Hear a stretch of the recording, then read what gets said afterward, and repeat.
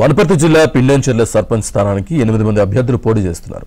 గ్రామంలోని ఆంజనేయ స్వామి ఆలయ నిర్మాణానికి అత్యధికంగా విరాళం ఇచ్చేవారిని సర్పంచ్గా ఏకగ్రీవంగా చేస్తామని ఒప్పందం కుదుర్చుకున్నారు. దీంతో బహిరంగ వేలం పాడారు.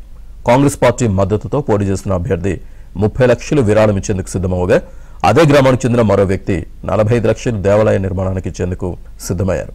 దీంతో ఏకగ్రీవానికి గ్రామస్తులు ఒప్పందం కుదుర్చుకున్నారు. విషయం తెలుసుకున్న మండల పరిషత్ అధికారులు, తహసీల్దార్, పోలీసులు గ్రామానికి చేరుకోగా గ్రామస్తులు అక్కడి నుంచి జారుకున్నారు.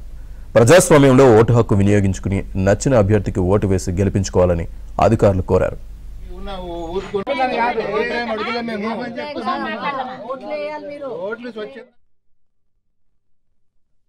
మేము ప్రజల్ని కోరేది, ముఖ్యంగా పిండెంచెర్ల గ్రామ ప్రజల్ని కోరేది ఏంటంటే, సర్పంచ్ ఎన్నికలు అనేది ప్రతి 5 సంవత్సరాలకు వస్తుంది కాబట్టి ఓటు అనేది చాలా అమూల్యమైనది.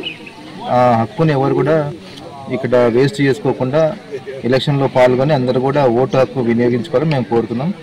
అందరూ కూడా వాళ్ళకు నచ్చిన అభ్యర్థిని, సర్పంచ్ అభ్యర్థిని, అలాగే వార్డు మెంబర్ అభ్యర్థిని కూడా ఓటు ద్వారా ఎన్నుకోవాలని మేము కోరుతున్నాం.